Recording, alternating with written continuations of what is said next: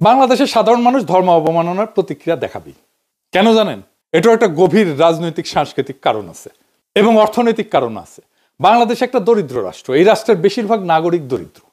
তাদের জীবনে কোনো স্বপ্ন নাই, কোনো সার্থকতা নাই।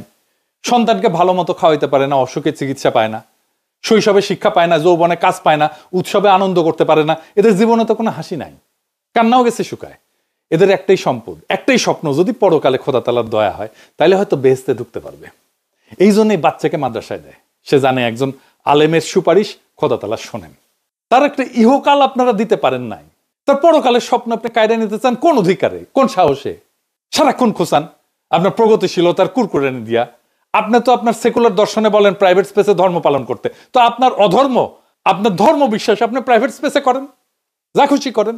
পাবলিক স্পেসে এসে আপনি মানুষের ধর্ম নিয়ে কুরকুরানি দেখান কেন? আপনি তো আগে খোঁচান, তারপরে ওরা প্রতিক্রিয়া দেখায়। খোঁচানো বন্ধ করেন, প্রতিক্রিয়া বন্ধ হয়ে যাবে।